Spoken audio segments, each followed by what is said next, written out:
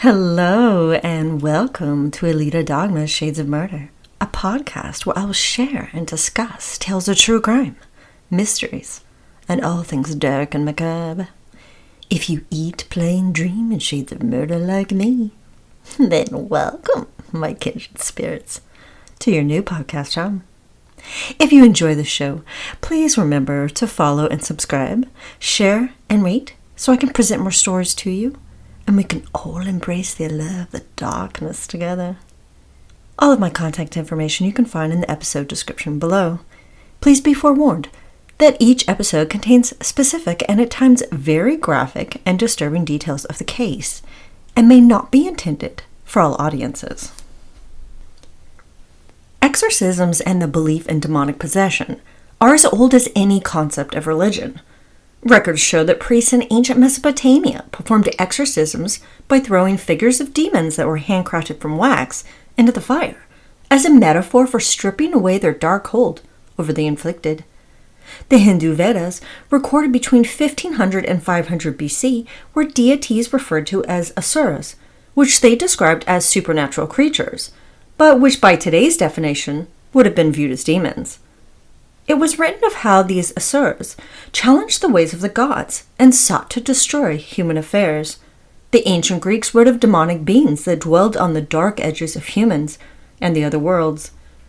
I wouldn't expect that many of us think about exorcisms happening in our modern world, or if they do, they are done by those who are extremists, such as members of a cult or by cultures that subscribe to supernatural beliefs and practices. However, this is not the case. And many Western civilizations in recent years have seen a resurgence in the belief in mysticism and the practice of exorcism. In particular, there has been a massive growth in the demand for exorcisms in the United States, with a recent Gallup poll indicating that as high as 50 to 70% of Americans believe in demonic possession.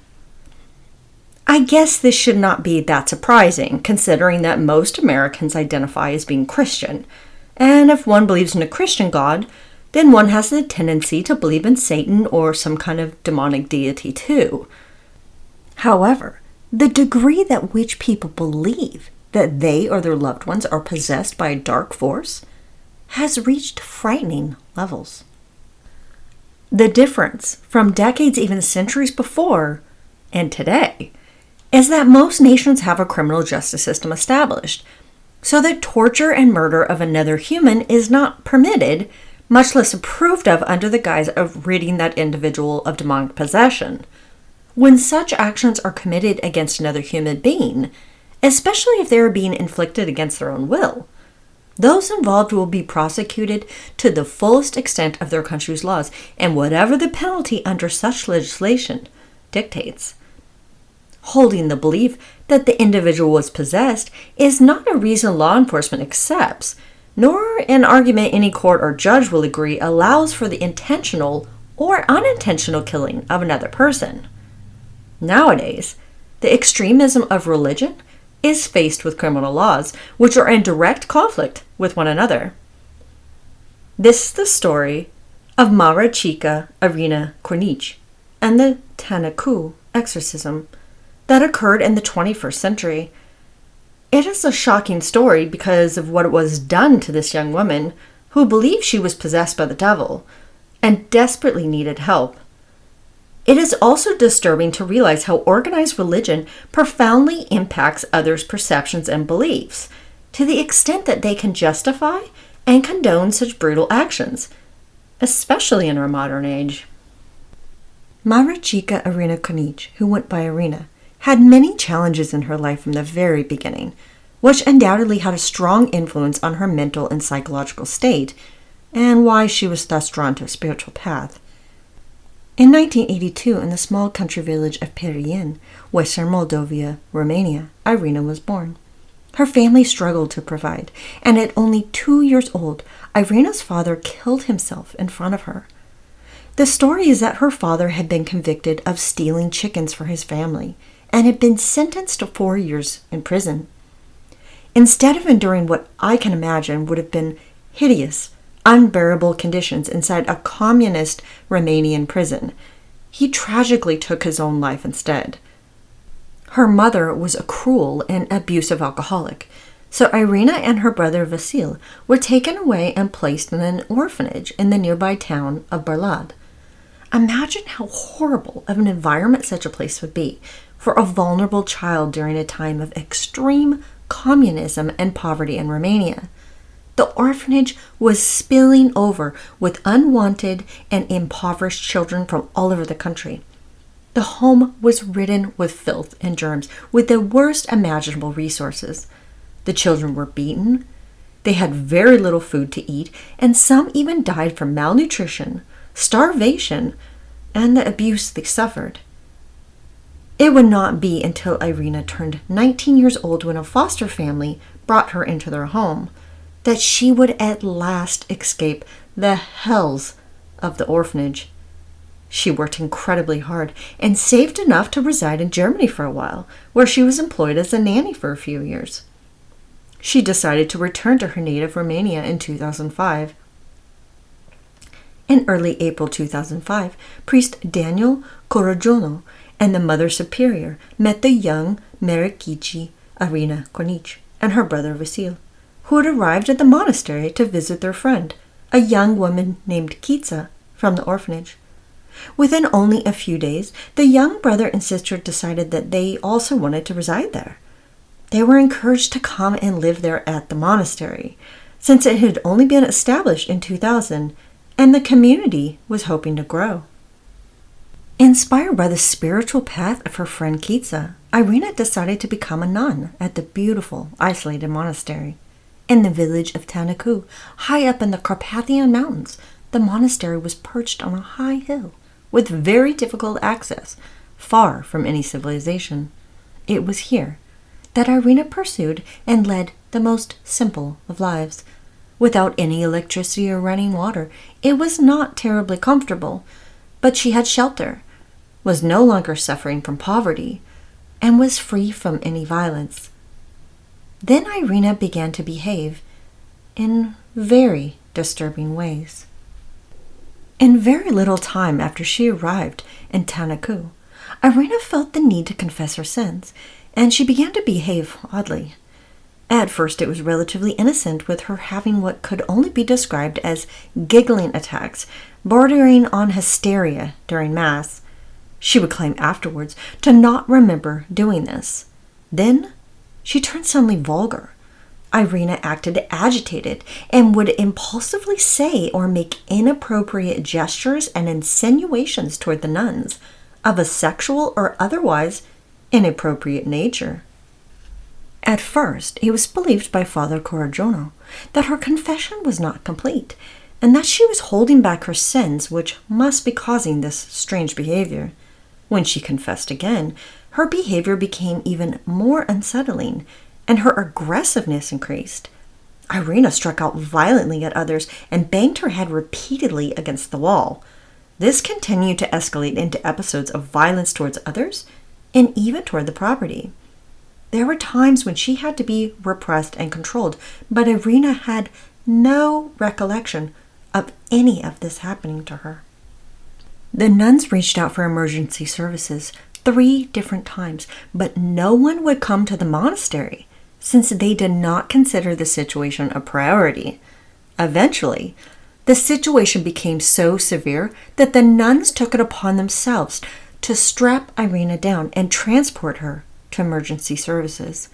There she was held for 18 days in the psychiatric ward of the hospital, where she underwent intensive therapy. For several days, she hung between life and death, extremely agitated, violent, and tied down to the bed the entire time. Once Irina was released from the hospital, she told others that she heard evil voices around her because her thoughts had been sinful.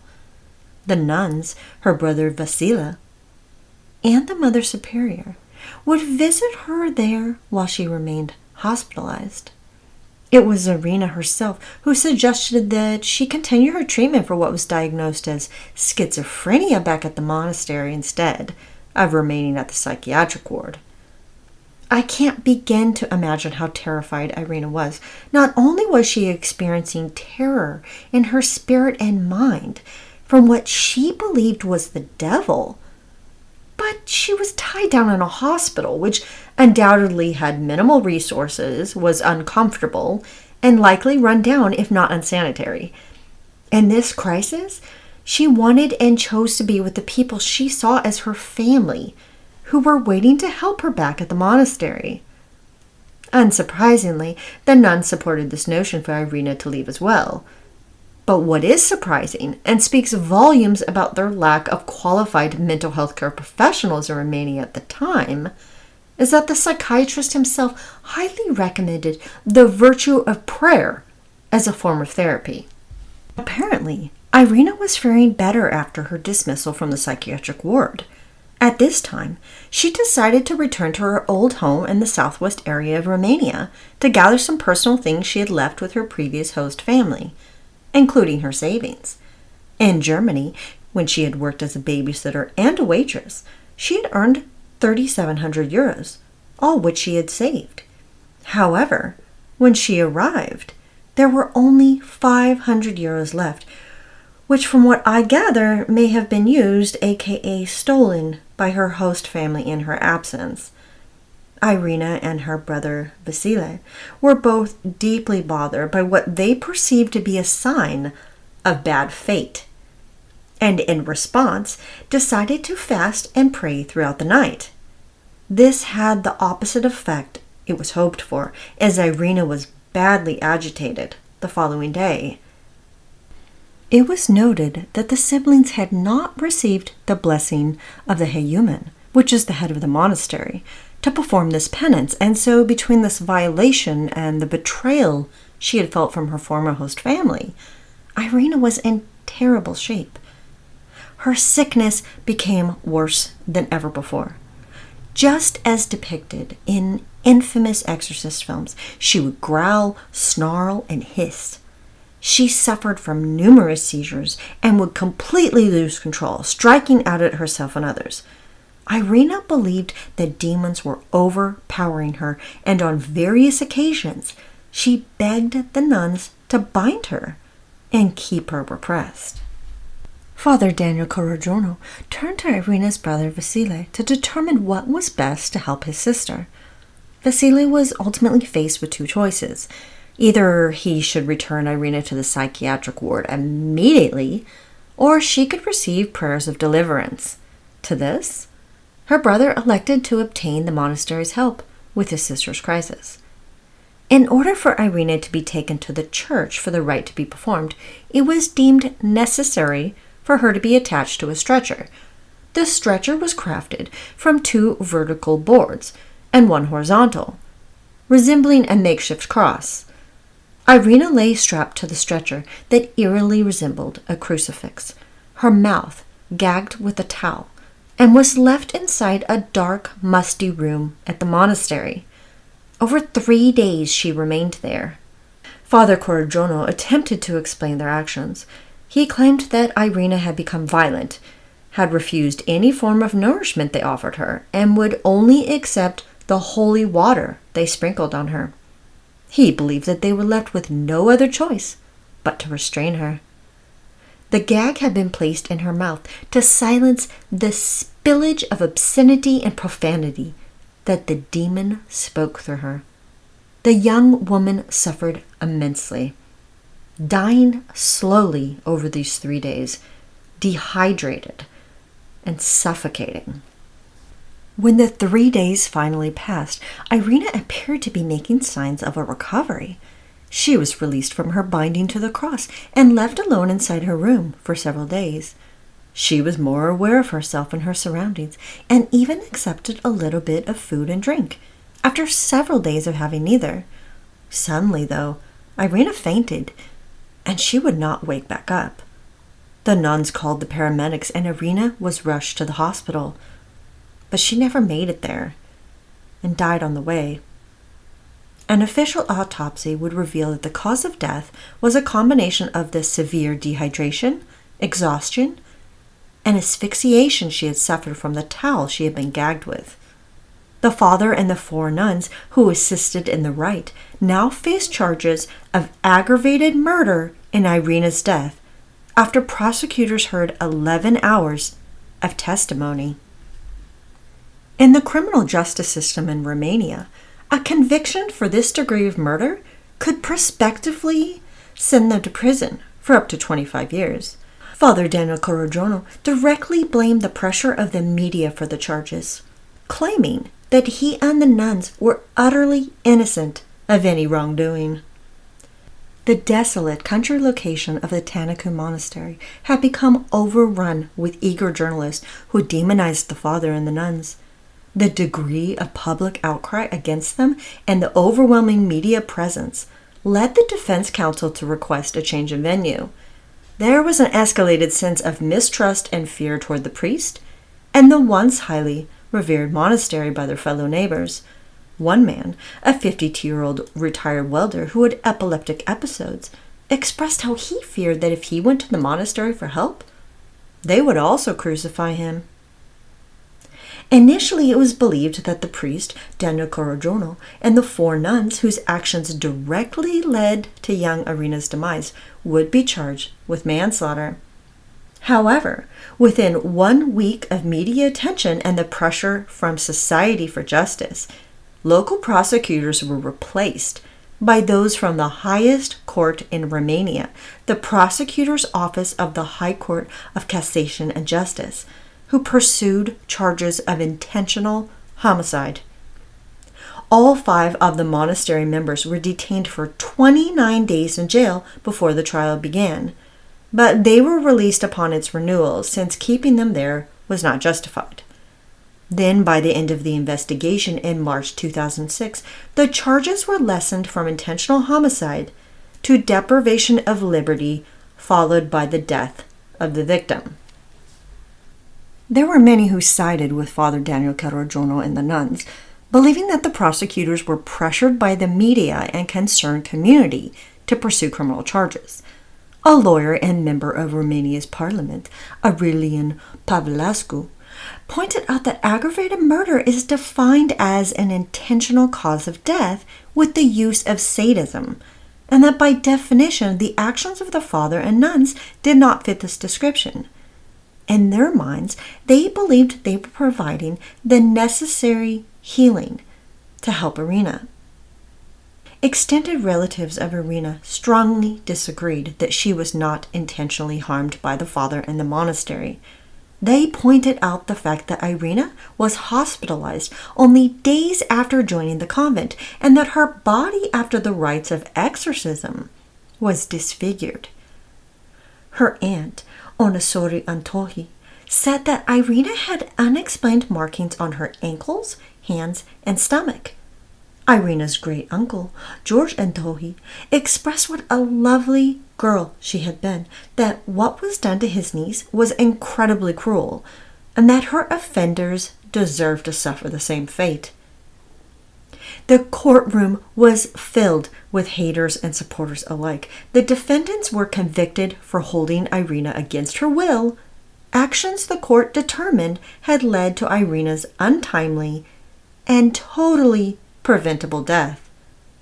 Father Daniel Corogiano was sentenced to 7 years in jail. Nun Nicoleta Acolanu was given 8 years in prison, and the other 3 nuns who were complicit in the crime, Adina Copraga, Elena Otel, and Somona Bodanias, were all handed down 5-year sentences. Daniel Corogiano appealed to Romania's Supreme Court, but his attempts failed, and they upheld his conviction. He vowed upon his release from jail that he would build a monastery in Irina's name, but upon his arrival in the eastern commune of Zapodini, where Daniel had hoped to establish one, he was met with outrage by the people of the village. They made it perfectly clear that he was not welcome there, and successfully ran him out. Now he lives out his days isolated inside a hut deep within the forests of Romania. The church shut down the convent and chained up its gates. The Orthodox Church has not placed any of its support behind Father Daniel and the nuns, whose exorcism ritual was deemed to be, and I quote, abominable. In fact, Father Daniel had been ordained a priest, although he had never completed his studies in theology. The Tanacu convent had been established via a private donation in 2001 and had never been sanctified by the church. That is, it had never been declared a holy site. Father Daniel Corojono, due in part to the botched exorcism that led to a young nun's death, and most likely the terrible reflection he and his actions made upon the already scathed church, was subsequently abolished from priesthood. This directly led the church to impose stricter guidelines for those who enter monasteries, including psychological tests. All 4 nuns who were involved in the rite were also excluded from the church. Now, whatever your thoughts may be toward the priest and the nuns, what their intentions were and what their behavior led to, I think it is important to point out how for people who literally have given themselves over to God and sacrificed everything to serve the church, being forbidden to continue along this spiritual path must have been the most severe punishment imaginable to them. In order to better understand this story, its victim and the offenders, it is critical to view it through the cultural framework of its time and place. During the time of Nicolae Ceausescu's brutal communist regime in Romania, national mysticism, monasticism, and religion in general were heavily repressed, especially during the late 1950s and early 60s, which saw many monasteries shut down. Orthodox mysticism was viewed as a core element of nationalist ideology, and once communism fell, and with it came a rise in social inequality and economic progression, there was also a return to the countryside and to the ways of monasticism. It also established parameters on the ages at which individuals, except for graduates of theology, were permitted to enter a monastery. For women, it was set at 55 years old and 60 years for men. This created a widespread ban on youth pursuing becoming monks and nuns. When these restrictions were lifted, monasteries began to seduce society in a whole new way, with pilgrimages and religion-based tourists seeing a huge increase during the 1990s and 2000s. By 2005, the number of monasteries increased 4 times, with 500 locations being established. Romania has the most compact network of monastic members in comparison to other regional orthodoxies, with 12,855 priests, 2,866 monks, and 5,224 nuns, serving the church as of 2004. During the mid to later part of the 1990s, there were multiple guides on the directives of confession being published. These guides outline the categories of sinners with everyday people, having an inventory of 201 sins, priests having 224, their wives the same, and monks and nuns who were considered the spiritual elite with 438 sins to confess to. In other words, the higher up the divinity pyramid you climb, the lesser allowances of sin one has, and the more one must confess and repent. Once communist rule fell in Romania, the monastic tradition of hesychast mysticism found a new audience in its younger generations. Hesychasm involves the use of deep silence through incessant praying to form a divine connection to God. It is based upon transcendence through stillness and prayer. According to hesychasm, there are 2 kinds of consciousness: ego-centered, to which we are dominated by attachment to our emotional and intellectual states, senses, and our imagination. The second is the ego-transcendent, which involves detachment from these states. The ultimate goal for this practitioner is a union with God, which is achieved through 3 steps. The first is dispassion, which involves the detachment from one's emotions and senses. The second step is stillness, which is the detachment from the intellect and imagination. And the last phase is deification, also known as the abiding state of illumination. novices of hesychasm are first encouraged to isolate themselves from the world and disconnect themselves from their passions. These practices can include fasting, also known as food deprivation or moderation, sleep deprivation, alongside continuous prayer, and the use of prostrations, which is the activity of bending the knees and lying flat face down on the ground in an act of reverence or submission, and of course the practice of silence or minimal verbal communication. As a result of these practices, hesychasm mystics are granted experiences believed to be distributed by God and are viewed as part of their journey to their ultimate connection with God. The first is hesychia, which is described as a state of detached awareness, inner tranquility, and focus. There are spiritual gifts that may be experienced by the practitioner and can include the gift of healing disease, proclamation or prophecy, which in this sense means the transmission of information from the ego-transcendent consciousness as it relates to the present, past, or future, and revelation, which is a type of transsensory awareness. They experience dikrisis, or discernment of spirits, which is the ability to distinguish between thoughts originating from the ego versus the ego-transcendent consciousness. And the fifth is spiritual wisdom. The divine light is described as being a literal, super-sensible light that gives them knowledge that transcends beyond space, time, and reason. The last gift is agape, or theocentric love. Along this journey to their connection with God, their progress is measured by increased love and decreased fear.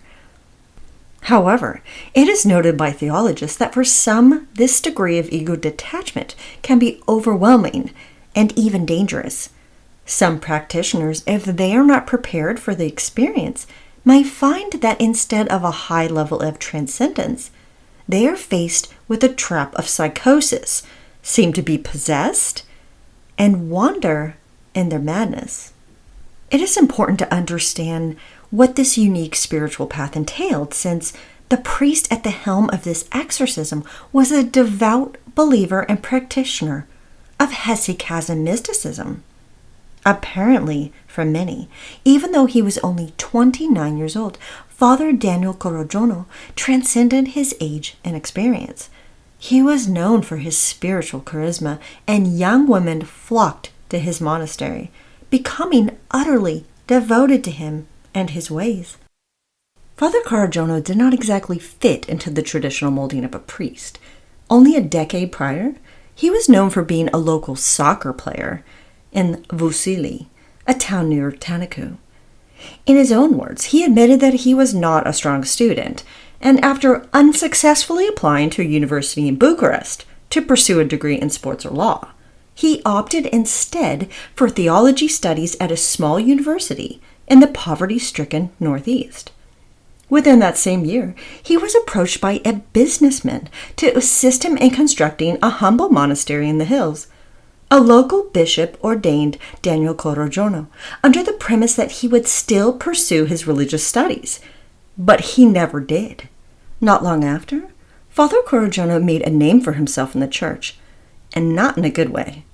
His beliefs and style were rebellious and not in sync with the diocese, whose leaders found his approach to be disturbing.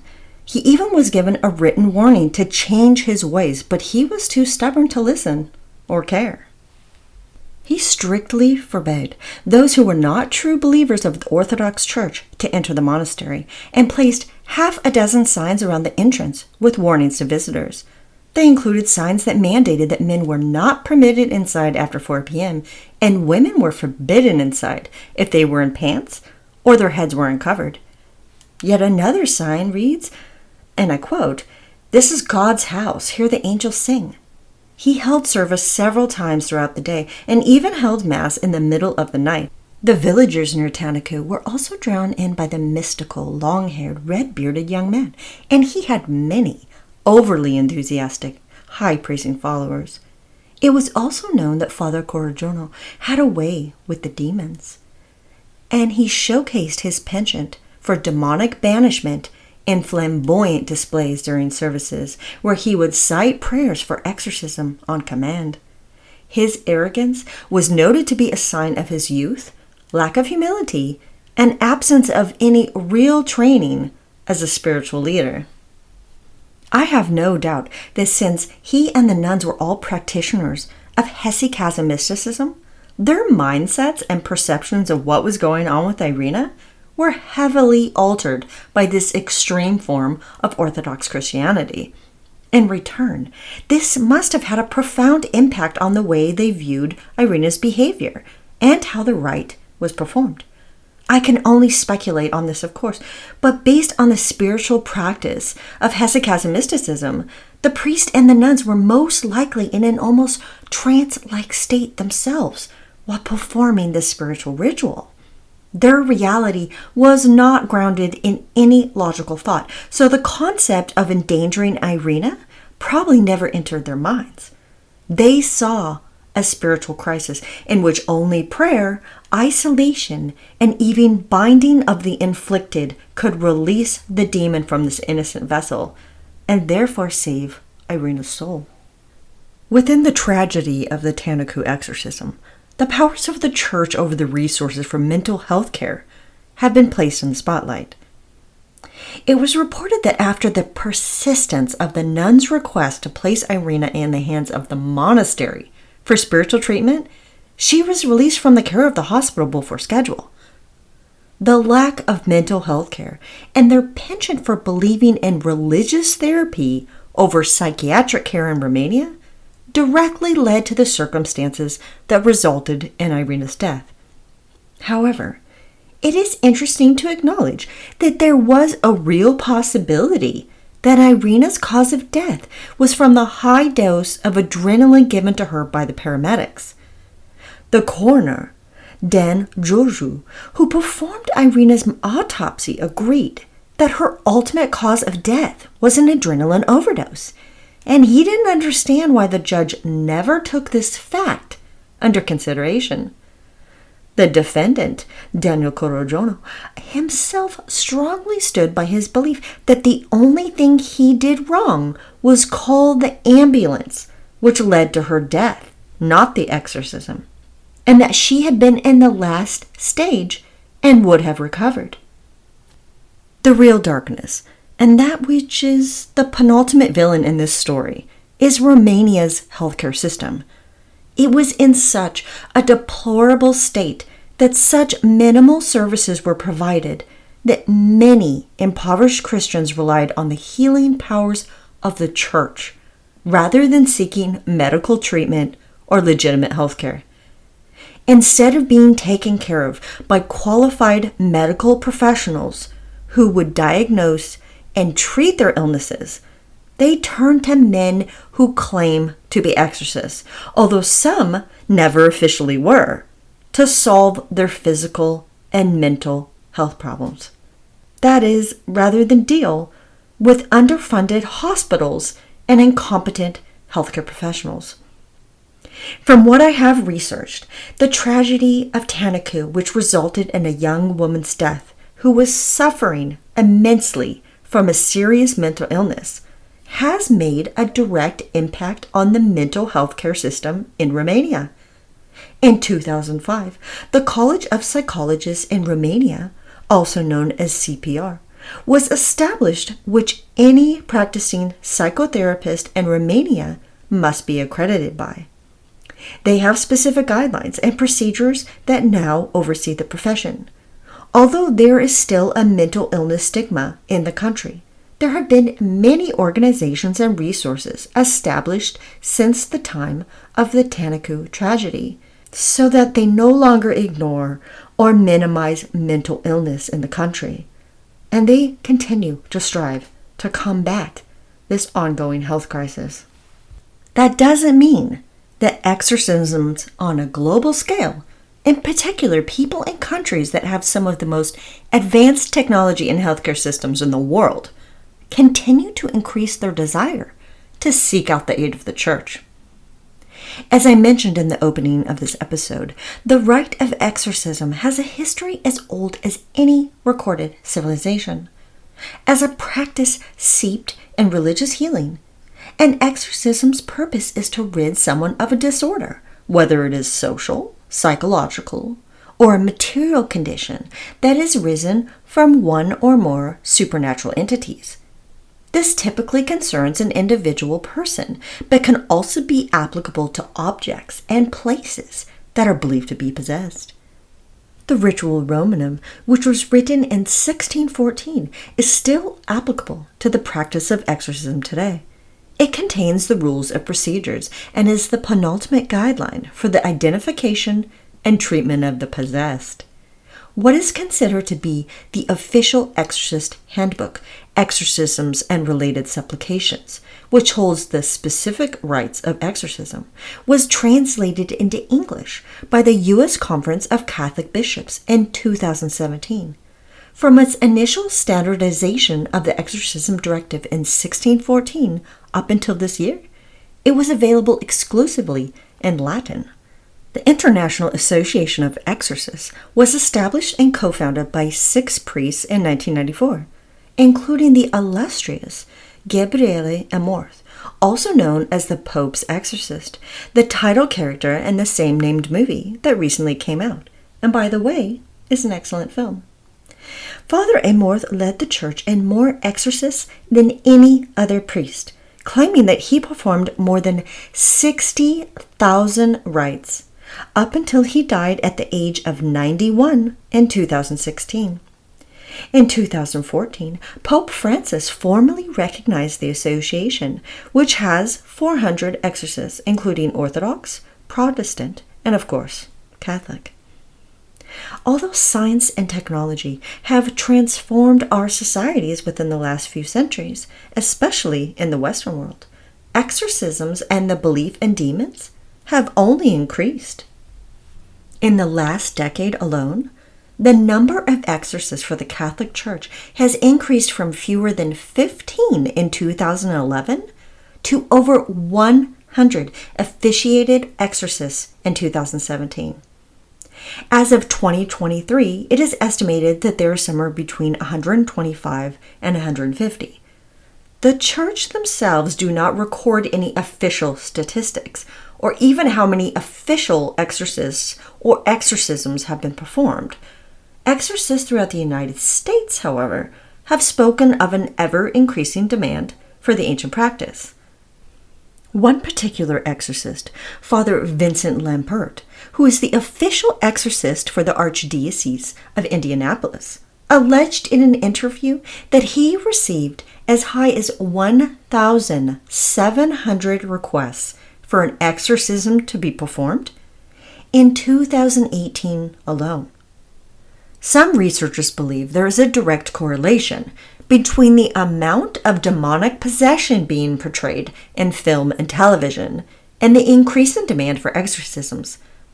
Others have suggested that the Church, in particular the Catholic Church, has experienced such a massive decline in members, no doubt thanks in large part to their concealment of child abuse at the hands of their clergymen, that they have become more open to marketing this side of religion. Besides, they are one of the largest businesses on the planet, and they are always looking for a way to increase attendance. You may be wondering, are all of these requests for divine intervention via an exorcist granted? The simple answer is no, since not only would the priests who conduct exorcisms be fully consumed by the sheer amount of requests, but for many reasons it is critical that they only be performed on those who are in genuine need of salvation. The first step in gauging who may be inflicted with a legitimate case of demonic possession is referred to as discernment. This boils down to an individual being placed under psychiatric evaluation by a mental health care professional to determine whether their experiences and symptoms can be identified and explained by a mental health condition. It has been reported that the high majority of cases end at this step. Most individuals who believe they are possessed are suffering from some kind of psychiatric condition. in particular schizophrenia or dissociative personality disorder, to which many have already been diagnosed prior and who have recently stopped taking their medication. Now, if a psychiatric or physical exam and analysis of the individual does not indicate a clear diagnosis of the problem, which is culminated in the person's symptoms, the priest will begin to view the possibility of demonic possession through a more serious perspective. The Church has declared that there are classic signs of demonic possession, which include speaking in a language that the person has never learned, physical strength that surpasses the person's age or physical condition, knowledge of information deemed to be secretive by the Church, and an extreme aversion to God and what are considered to be sacred objects, such as the crucifix and holy water. When a ritual commences, traditionally, the exorcist will be accompanied by several other people who assist in prayer and sprinkle holy water upon the possessed individual. The exorcist then makes the sign of the cross and kneels before the inflicted person, reciting the litany of the saints in Scripture. The demonic entity or entities are next addressed, in which the priest sets ground rules which they are to comply with. If they are called upon, they are to show themselves, and if asked to identify who they are to provide the exorcist with their name. And when they are dismissed, they shall leave the body of the possessed. Why would a demon hypothetically abide by these rules? It is believed by the Catholic doctrine that since the exorcist is working with the absolute authority of God in Christ, the demons must comply. The exorcist will traditionally cite to the demon, and I quote, "I cast you out, unclean spirit, along with every satanic power of the enemy, every specter from hell, and all your fell companions." A prayer usually signals the end of the ritual, with a promise to continue with more. Although there are very few people who have been believed by the Church to have been truly possessed by a demon, those who are have been taken very seriously, with 6 or more additional exorcisms performed on them before the priest feels confident that the demons have been completely abolished. What lures a demon to latch onto a human vessel? It is believed by many religions that a demon needs a doorway to enter the other world. Catholic exorcists who were interviewed on the matter pointed out that a history of abuse appears to be the single greatest factor. In particular, victims of sexual abuse. Father Gary Thomas reported that as high as 80% of the individuals who sought him out with a request for an exorcism were survivors of sexual abuse. It is believed by these priests that sexual abuse can create a wound on the soul to such a severe degree that it helps to foster the conditions necessary for someone to become vulnerable to becoming a victim of demonic possession. This finding is quite ironic since there have been so many reports of sexual abuse allegations made against Catholic priests. Now, pertaining to Irina's case, we know that she was traumatized at a very young age by witnessing her father's suicide and suffering physical and emotional abuse at the hands of her mother and then later by those at the orphanage. It is not much of a stretch to think she may have also been a victim of sexual abuse. Even if she never had been, the young woman had endured a lifetime of psychological, emotional, and physical abuse by those who were supposed to take care of her. So it is not difficult to understand how she was broken inside, mentally vulnerable to being taken over by another force. Now, whether that force manifested itself into schizophrenia or demonic possession, it exhibited a dark hold over her in spirit, mind, and body. Personally, I find the hypothetical connection between abuse and the vulnerability of being possessed to be compelling. The vast majority of known serial killers were victims of abuse. Whether it was sexual abuse, physical, or emotional, or some combination, there has been a strong correlation found between the abuse they suffered and what triggered and motivated their crimes. There are murderers with multiple or single victims who have claimed to have been possessed by a dark force, who were also victims of abuse. It does make you wonder if there could be some truth in this connection. I have hypothesized this concept myself more than once after watching a true crime documentary or even a horror film. Not necessarily the connection between abuse and demonic possession, but I have discussed the notion of how some deeds done by others are so horrible, so inconceivable, that maybe the person had been taken over by a dark force. What if, hypothetically, these victims of severe abuse, especially child sexual abuse, were so wounded that they were vulnerable to being targeted vessels of demonic possession?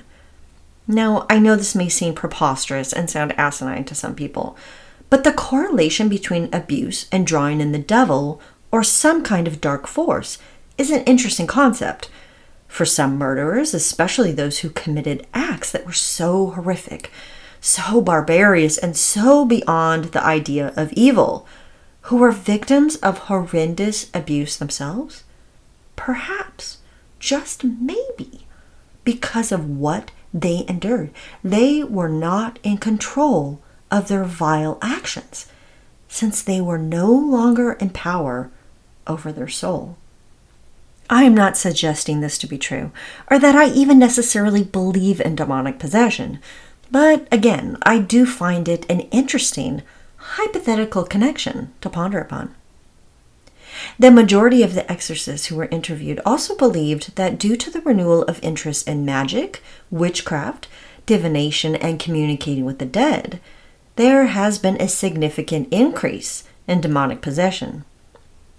Catholicism teaches that engagement and interaction with any realms of the occult open up the space that may be inhabited by demons, and that such beliefs and practices can become the catalyst for dark forces. Exorcists have even spread into social media, with one particular priest, 71-year-old Monsignor Stephen Rossetti, who created his own TikTok channel several years ago now, to help steer the youth toward the church and away from the dark temptations of witchcraft and folkism, which he noticed have been trending online. He specifically uses terms like Satan and the devil to lure in this demographic, to turn them back to God. Whether you believe in this idea is determined by what someone perceives as the occult, what that inhabits and doesn't. The term occult simply means secret, which could encompass a vast array of beliefs and practices that an individual or organized sects of believers hold close to their sleeves and don't want anyone to have knowledge of. This definition could easily define the motives, intentions, and practices exhibited by the Catholic Church, so I find it quite ironic that they judge and villainize the occult. What are your thoughts on the Tanacu exorcism? Do you believe that Daniel Corojono and the nuns received just punishment for their actions, which directly led to a young woman's death? Do you think they were negligent and abusive, or they did what they deemed to be necessary to save her jeopardized soul? Thank you so much for listening. I appreciate each and every one of you, and I am beyond thrilled to be your host. Until next time, stay safe and watch out for shades of murder happening in the streets next door, and especially inside your own home. Alita Dogma's Shades of Murder was created, written, researched, and edited by Alita Dogma. Music courtesy of Pixabay.